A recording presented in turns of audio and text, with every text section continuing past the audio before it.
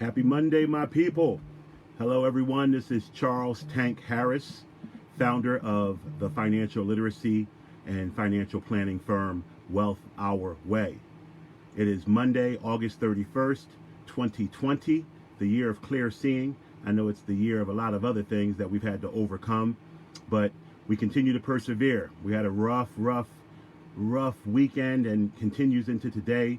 We're losing some legends. We lost our guy, Chadwick Boseman, T'Challa. He played some iconic figures in the African-American community. We lost him to cancer over the weekend, and today lost the legendary Hall of Fame college basketball coach, John Thompson. John Thompson always held a special place in my heart, being a big man, walking the sidelines with his iconic towel. Anyone who knows me knows it's hard to find me without a towel. And John Thompson made it cool to have a suit on, to be at the middle of work and walking around with a towel on his shoulder. So shout out to John Thompson. May he rest in peace. May his family find strength and condolences and just measures of comfort in this trying time. The same with Chadwick Boseman's family as well. So here we are, Monday, August 31st. It's time to kick off the 5 minutes of finance. And this week, we're going to stretch it out a bit. So feel free to, chime in with questions, chime in with any comments, thoughts, concerns, and also always feel free to communicate with me either here during the live session or inboxing me at my personal page, which is Charles Tank Harris, or on this Wealth Our Way page, because I'm always interested in finding out the topics that you would like to have covered. Our website, www.wealthourway.com, is a variable cornucopia of financial literacy, glossary of terms, calculators, tools, anything that you can need or use or want to use to grow your financial prowess, to grow your net worth, to learn more about investing, savings, budgeting, credit, anything that has to do with money. You can learn about it at wealthourway.com. So we're going to get started today. I had a good friend of mine and fellow Temple University alumnus asked me last week to dial it back even further than the way I had started approaching my 5 minutes of finances, and just basically make the situation for anyone who's looking to get started building wealth for themselves today. So you can thank my man Ariane for that. I'm going to start with what you do to build wealth from scratch, to build your nest egg, whether it's for retirement, whether it's saving for a child's education, whether it's the goal of having a second home one day. Whatever your savings and investing goals would be, I'm going to show you and talk to you today and probably throughout the week. I think this is a topic that can stretch for the next few sessions about building a portfolio, building a system, building wealth from scratch. So let's start. How do we start building wealth? Well, the first answer to that is we have to dedicate a portion of the money that we make for future benefit. We have to delay gratification. We can't always use every dime that comes into our possession to pay a past debt or to consume in the moment. Some portion of the funds that we use have to go toward future consumption, our future well-being. So when I talk to my clients, everything starts with a budget. I want to see, first of all, what they have been spending money on. I want to see a history of their spending. If they don't have it, and a lot of people do not, then we start off with reviewing debit and credit card statements. That is a great place to start finding out where money has went. It's a very painful exercise and a very eye-opening exercise for a great many people. People are not normally aware of where they are financially. So we start there. Right? I put my clients onto our wealth portal, and you can upload all of this information and create budgets. So one thing that most people don't understand or differentiate between, there is a difference between a budget and tracking your finances. So I want to touch on that for a second because we're starting from scratch here. So tracking your finances are looking at how you have been spending your money. And like I said, some people do a good job of keeping track of it. Other people, we can just go to bank statements and debit and credit card statements. A budget is how we would like to spend our money. So a budget is something that we memorialize, we write down, we enter it into an Excel spreadsheet, or we use some type of financial app, or we use the Wealth Our Way wealth portal, or whatever floats your boat. You create a budget by putting at the top of the budget. So this is how I do my family budget. We put at the top what the total income is for the year. So I do my budget on an annual basis. For the year, this is where I know the income that's going to come in. Now, it's a little difficult for me. My wife and I have two different types of way of earning our money. She's a W-2 employee, meaning she has a job. She has a salary. She knows what she's going to get paid. I, on the other hand, am an entrepreneur. So my pay fluctuates. Fortunately for me, my pay fluctuates well, but by well I mean it goes to a high level, but it still fluctuates. I can't always with very much certainty predict what I'm going to have as far as a dollar or a cent is concerned. So because I know from looking at a trailing 12 months roughly what I should make, I use her salary as a floor. What's going on, Alan? Appreciate you, baby. I use her salary as my floor. So I match her salary when it comes to the budget. And then any other funds that I make above hers, we disseminate throughout the budget in various ways. But our budget starts as a household as me matching her salary. And appreciate you, bruh. We put that into the top of the formula. Then we just look at every category that we know we have to spend money on. Taxes, the expenses of our children, our household expenses, personal expenses. There's a category for both investments and savings. I want to stop there for a hot second because a lot of people don't differentiate between the two. But if you're really serious about moving your finances forward, you have to differentiate between savings and investments and make a line item for both.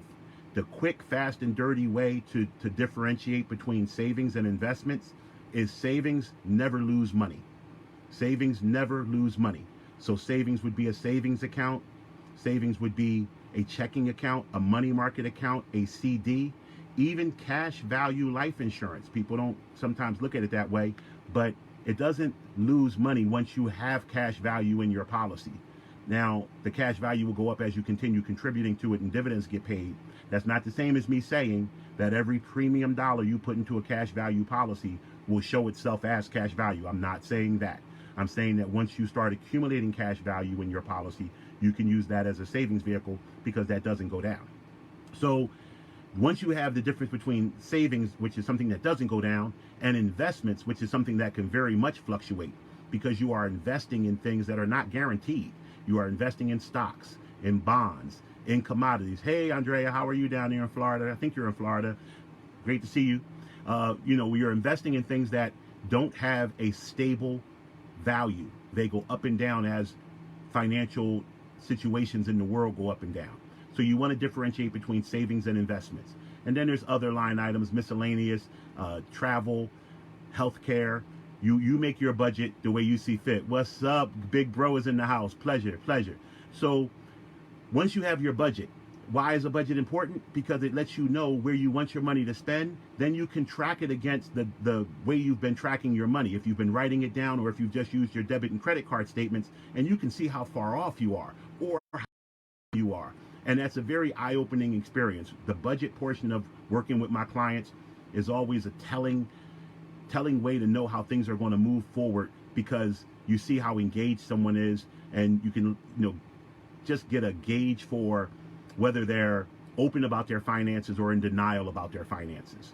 So you have a budget. You now have a line item that tells you what you're going to dedicate to savings, what you're going to dedicate to investments. Now you have to figure out what your risk tolerance and investment objectives are. So those are two separate things. Our investment objectives tell us that it's more in line with our time horizon. It's more in line with what we're going to do with this money. What is this money for? I gave examples earlier. Am I buying a vacation home? Am I using it for retirement?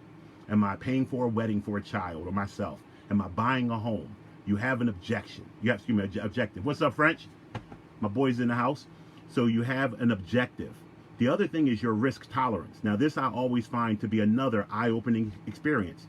People always believe that they are more risk adverse or more risk friendly than they actually are. When they go through the exercise of finding out what their risk tolerance score is, and you can do that for free on our website, www.wealthourway.com. You go under the Tools tab, and then you go under, I want to say it's the Calculator tab, and under Investments, there's a tab for what is your risk tolerance. It's 10 questions. It'll give you a score, and it'll show you what your risk tolerance is.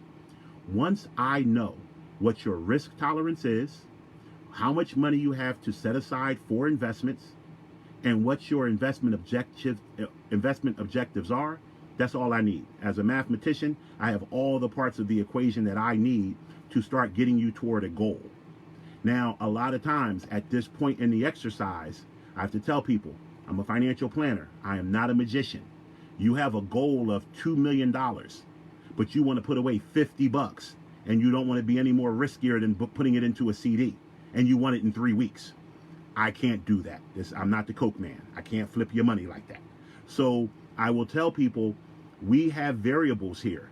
We have the amount of money you're going to invest. We have how long. We have how much risk you're willing to take.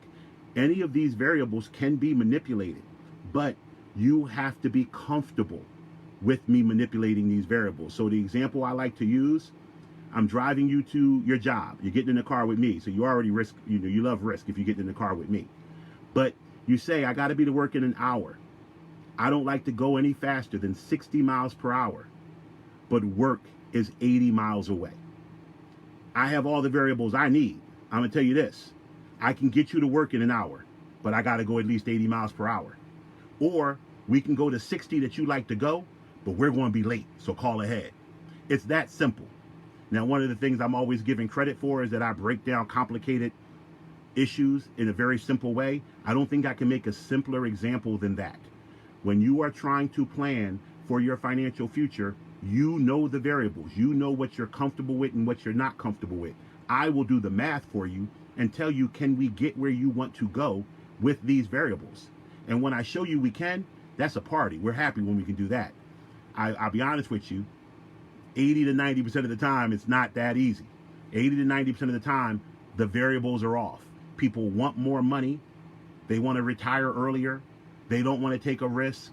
And then I have to sit here and explain to them what we have to tweak. So that's the budgeting.